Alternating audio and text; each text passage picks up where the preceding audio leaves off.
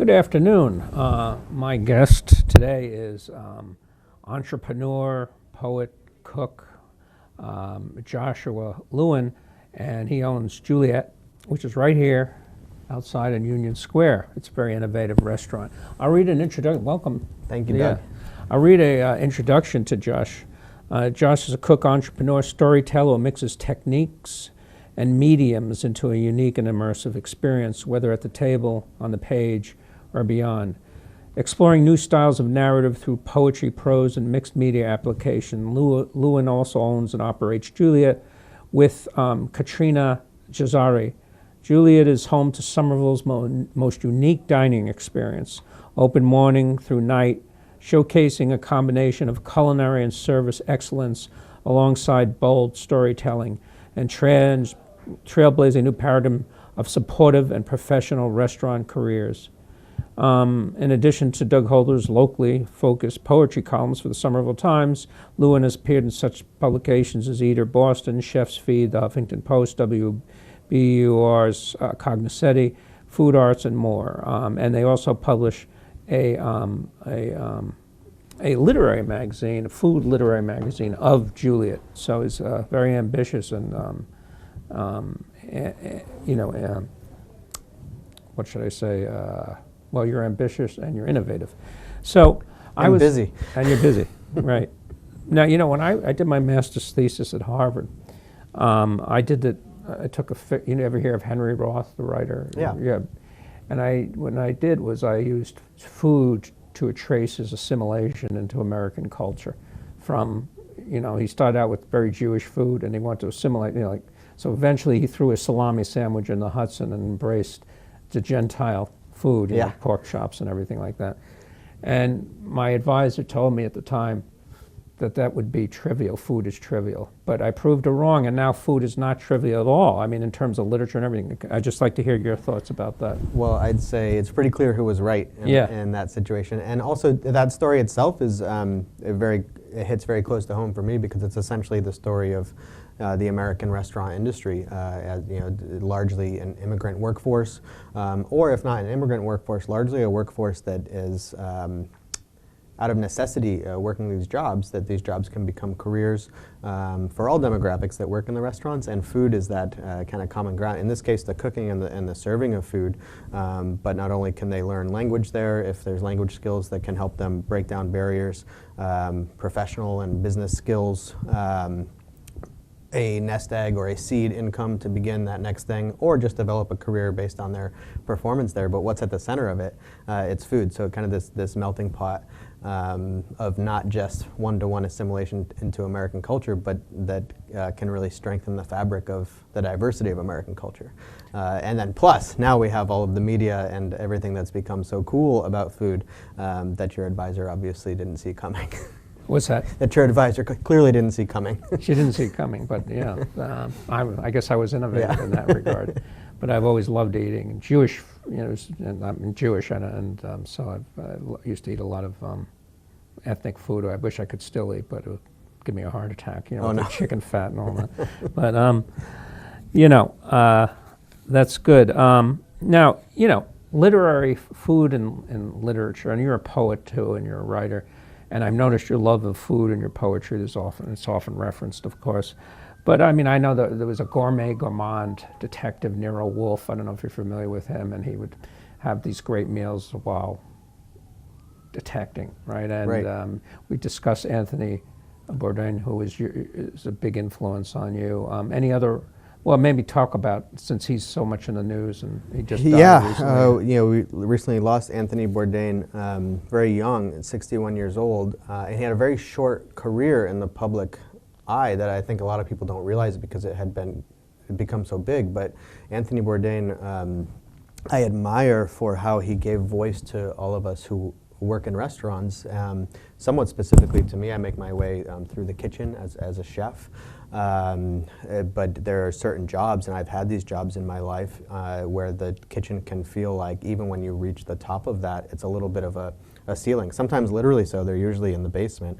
And when you start to approach 35 years old, I'm 34, 40 years old, 45 years old, there's a certain equation that doesn't always add up anymore. Your knees start to hurt, your back starts to hurt. But Anthony Bourdain really, not only did he give voice to his own career, his own experience, therefore giving voice to all of us and inspiration to all of us, but he was also a former addict, a heroin addict in recovery. You are.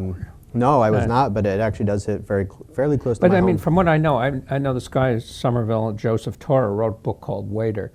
And if you ever get it, it's a great book. And he teaches at UMass. But he talked about the culture of kitchens. It's pretty, and I know the cooks where I work at McLean Hospital, and he used to work at Todd's,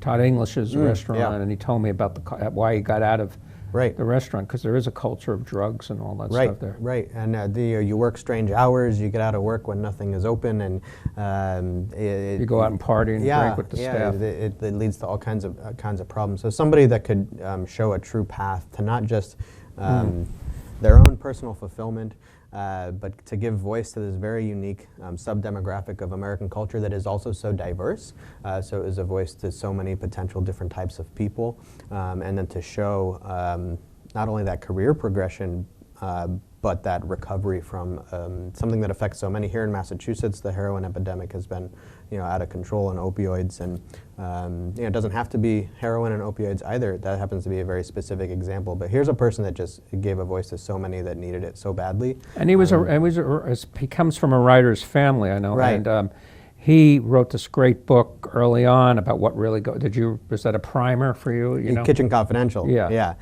So that's the one that dug him out of the pits for sure. And I think that the success of it really surprised him. But what I took away from that was how anybody could use their experience to provide a voice that people would enjoy consuming, and get to know this corner of this forgotten corner of American culture is what goes on underneath the ground in those basement kitchens. Well, you could say that eating and writing, they're oral traditions. Sure. Yeah, you could say that. Any literary figures who are gourmets or gourmands that you? Yeah, so I mean, a couple of my Anthony Bourdain. Thank you for bringing that up, and that's a fresh wound.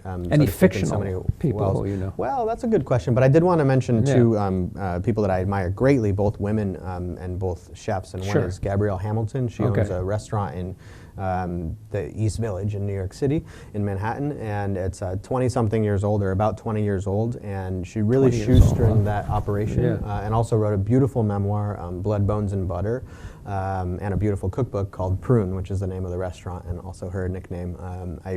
I recommend the book to any home cook wanting to try something new, but her memoir is just a beautiful voice for restaurants and reinvention. Okay. And then Dominique Crenn, who owns a restaurant in San Francisco called Atelier Crenn, that inspired me to incorporate poetry into menus, and which you do, right? Which I do, yeah. Well, I was going to ask you that, Juliet, that you founded with your partner, Katrina? Right. Katrina Jazzieri, with who I've had the pleasure to meet too. It's more than an eatery. It not only has unique food. And for instance, what food would if I went in for a dinner, I mean, what might I encounter? So if you came in 2 nights ago, you would have been treated to an exploration of all New England shoreline culture that we celebrate all summer long. Okay. A second year in a row that we've done this. All of the food comes out of the New England oceans, mostly from the South Shore, fishermen we know by name, and all the farmers that we're very closely connected to. And we share some poetry about my experience. I'm from New England, so some very personal stories about the shoreline. And it explored the different diversity of cultures, from the Portuguese influences, especially here in Somerville, to the seaside kind of beach shack kind of influences that are part of our culture. But then if you came in tomorrow, we're on to something totally new. So we throw that out every 6 or 8 weeks, and we'll be celebrating the cuisine of Normandy and Brittany, roast chicken and apples, but again, very local ingredients. So these are traditions that have a lot of parallels between New England and Normandy. The chickens are raised a couple miles away, and of course all of the apples, and that's presented alongside a postcard, or as a prose poem as postcards that tell you the story a little bit about the changes over New England and connect different cultures across distances. And I could go on. We actually presented that menu for the first time last year. But how does poetry fit in there? So that every diner will be treated to a postcard, which is written. It's a prose poem, but it takes the appearance of a postcard to get them in the right mindset for this. And who writes these poems? You? Me. Yeah. Okay. So it's hard to write poetry, for a specific occasion or something. Right. I mean, do you find that difficult? I mean, some people have to write it for a wedding or a death or a meal. Or that can be really challenging, but often it actually works in reverse. So the food is actually fitted onto the feeling from the poetry. So often when the menu is being developed, I may have some idea of a direction that we're going, but very little about what you'll be enjoying to eat really takes shape until we have a real emotion behind the narrative of the poem. And if you remember Remembrances of Things Past by Proust, what does it start out with? A little cake, and this brings a 1,000-page book. So there's always never a shortage for. Right. And as we all know, you have a taste of something and it has the ability to transport you, anywhere, especially within yourself, to things that you may have never thought of your own. But these tastes and these textures can bring you back to this moment. We do exercise. I teach at a couple of colleges in creative writing, and we do exercise. Food. I know it brings me back, and I talk about Shea Stadium in New York. I don't know if you're familiar with it. And when I watched the Mets, and this was back when they were actually really good, back in '69, and they had, I always had that smell of greasy hamburgers and onions, and then that just bring me back. The image suddenly flashes, and it brings it back. And you could be 1,000 miles away from there, but that's what that will always give you. You could smell it somewhere else. There has to be some sort of, there's a physical connection happening between your memory and that smell and your brain, and these interesting things are happening inside your body that they're unique to you, but they're very specific to you. No one else can have that same experience. Right. It's a very specific thing, so you can be shoulder to shoulder with someone else. And for me, it might just be Fenway Park. Maybe it's a ball field, but it's a very different thing. Yeah, like perfume. And it's a different father's hand that I'm holding, or whatever it is, or separated from my brother, whatever. But we could smell the same thing, and this physical journey happens within us. So that's actually where the menu starts. So so I imagine I'd be assaulted by aroma when I come in there, right? Yeah, you will. Yeah, certainly. Garlic, and all kinds of. Right, especially because the kitchen's actually right in the middle of the dining room, which is another piece of the narrative at the restaurant, where you're invited to really see and smell and hear everything that's a part of creating your experience. Would you say your restaurant is good for writing poetry? I mean, I write poetry in various places, often in cafes. I mean, do you know any poets who are actually writing stuff there? I could never write something there because I'll be so distracted by the work. No, for you, but I mean, let's say a poet came in. So I know specifically of an album that was written there. So string arrangements and lyrics that were written over the counter over coffee, and this individual actually became a great friend of ours, and it's Aurora Birch, and we actually threw the album release party. So sometimes it even comes full circle. So she was consulting with you, or just getting feedback? No, we see her all the time, strike up conversation. Her and Katrina actually became great friends, and then eventually so did I. And before we knew it, we're listening to the album, throwing the party. So it's kind of a full circle moment where not only is the work originated and workshopped there, but it's even been kind of celebrated and launched there in the case of this music, which is pretty closely related to poetry in every traditional definition. So. Tell us about this food magazine. I mean, this is. Did you say this woman who wrote Prune did something like this, had a magazine? No, she's written a memoir and a cookbook. So this magazine, this is the second issue. So this is still pretty new, and it's still taking shape. We're hard at work on issue 3 at the moment. And do you open it to the public at all? Anyone wanted to submit poetry, or they have to be a customer? For the first time, we haven't had a call for submissions yet, but my staff and I really, with very few exception, created all of the content of the first and second issues. A couple of very closely related friends were also a part of it. Megan Guidarelli is a great example, and she works at Formaggio Kitchen. We've known her for years. But for the most part, these are people that work at Juliet, or myself. And the issue that's about to come out will be the first one that has substantial content that's been solicited from outside the restaurant, and most of those folks are guests. So it's been a great way to build community with the people who are already our guests and our customers. And they can have a poetry reading? Yeah. Do you ever have like something like that? You know, a dinner and poetry reading? Or? We have done all. We're always open. We've thrown full original operas in the middle of the restaurant. So how about if someone wanted to throw? They had a new book coming out, and they wanted to throw something at your, have a reading. Let's say it's traditionally 7 o'clock at night. I mean, are you open to that? Of course, everyone would have to buy a dinner, right? Because you're monopolizing the restaurant. Well, and we're actually closed 2 days a week on Mondays and Tuesdays. So sometimes the right answer is, depending on the size of and the scope of what's needed, it can even be a place without food or with just drinks or just coffee or something very casual. And that's happened before. We've hosted discussions around kind of important issues and around that. And that becomes actually a much easier financial picture, and we don't have to displace the business that's already at hand. So that's actually part of by design, to have that space that can be community oriented without charging. Well, it's true of any independent business. I mean, Porter Square Books, one of the bookstores close and everything, but for instance, in Porter Square Books, they have this great community involvement. Harvard Square Books as well. I love both bookstores, but Porter Square is. I love to visit Harvard Bookstore. I rarely get over there, but Porter Square is the only place I'll buy. And they have this huge community. Yeah, and that's how you have to do it these days, right? Especially as a small business, and someone's always doing it faster and cheaper, and not always better. But there's if people are only, for Porter Square Books, there's Amazon and whatever else, and you can't compete with that sort of thing on certain levels, but you can always involve yourself in a community. And if you mean it, I think that the connections are very strong, and they're readily made, and that's what we've found at Juliet too. Now, you went to William Joyner. That's a great writing center at UMass Boston. It's incredible. Tell me a bit about your experience. So I stumbled upon that last summer. I've been 2 years in a row, and I... Did you give Fred my regards? I did, actually, and Fred is wonderful. I met Fred there, but I was already familiar with another of their faculty, Bruce Weigel. Oh, yes. I love Bruce Weigel. I'm a military veteran myself. Oh, I didn't know that. Which is how that connection was made. And Bruce is, speaking of people like Anthony Bourdain, who give voice to the voiceless, and interesting, so if you tell someone you're a military veteran, they want to ask the standard set of 3 to 4 questions, and they've already made up their mind about your answers to all of them, which I'm sure was true of Bruce, infantry veteran of the Vietnam War. Where were you?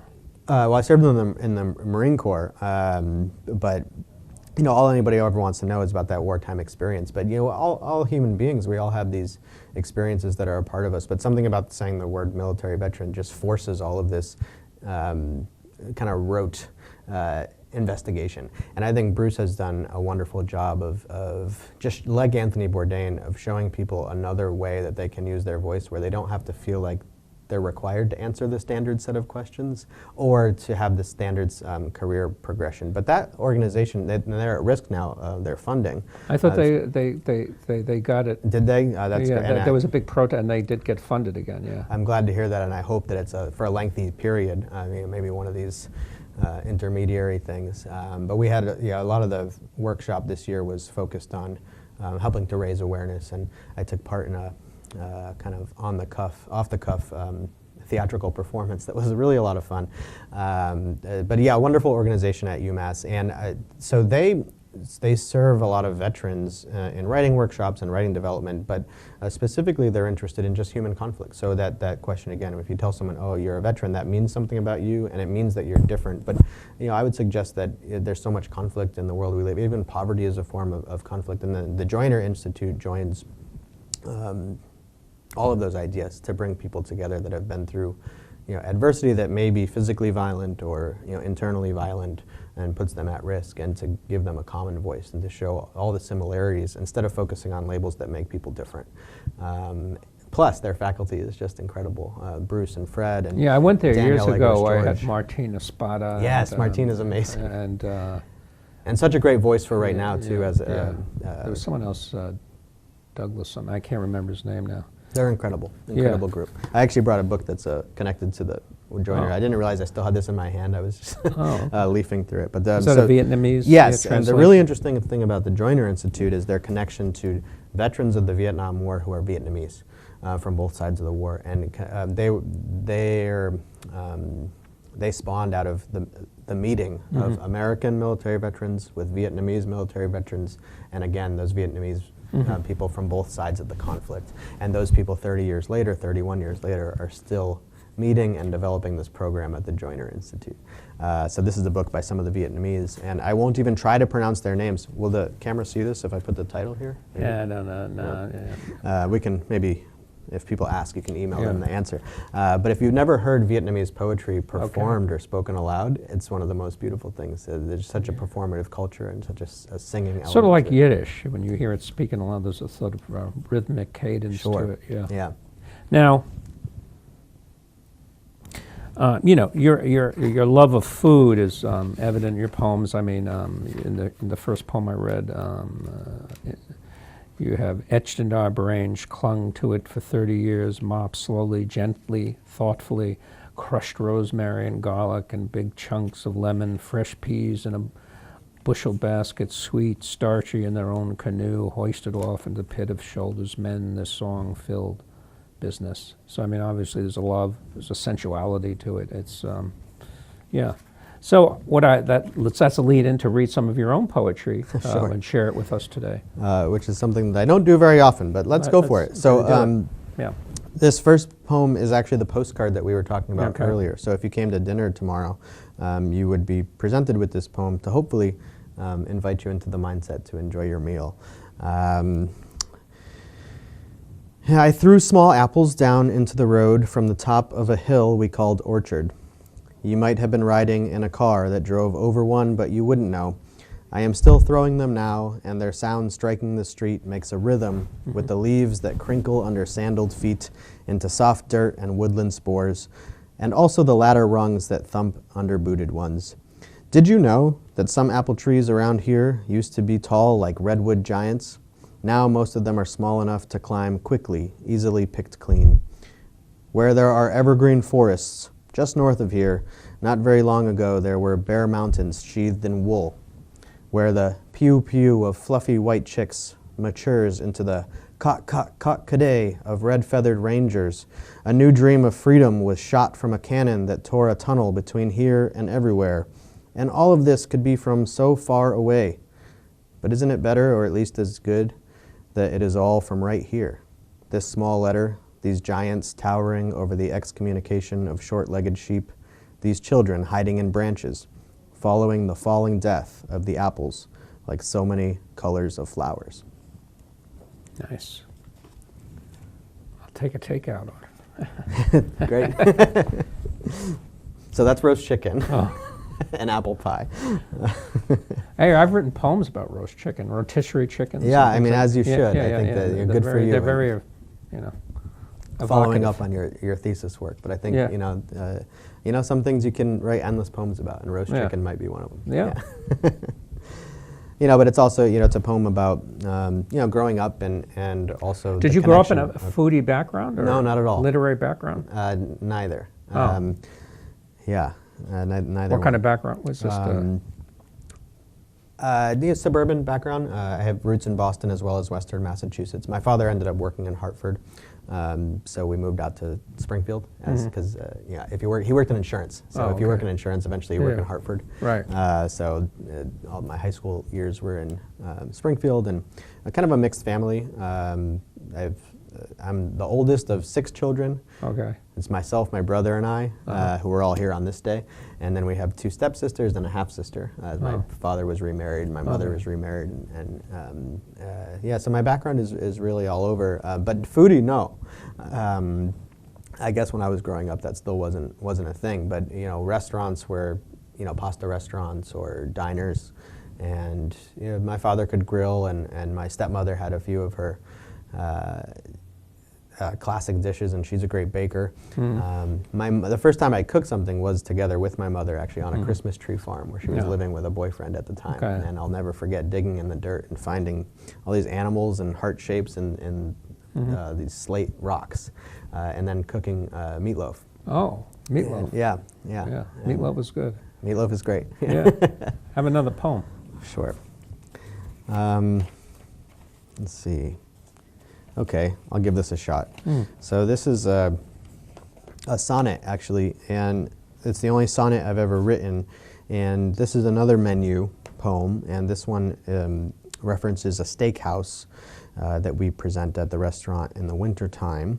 And a steakhouse is kind of a relaxed atmosphere. It's an indulgence. And I thought the same of a sonnet a little bit in today's kind of busy world. And I'm not a trained poet, so form can be very difficult, but to take the amount of time to write this traditional sonnet was a great parallel for me with the amount of time that you take in a steakhouse. And it's not something you can do every day. At least I can't. Either one. Okay. And this is about New York City, a great place for steakhouses. How is it then that we are here again, of all the places we have seen and gone? This one is here to stay for now then. Do you remember it, as I at dawn, in the winter snow and moonlit morning fall, in the pastel yellow roadway glimmer, parade of cars and horns crawling under tall cityscapes, reaching through clouds, midsummer, rain pelting down into gutters, splashing runners, purposeful and accidental, scurrying for homes and tunnels and thrashing through a wilderness unsentimental. Except to me, and to you too, we celebrate here, each time new. Okay.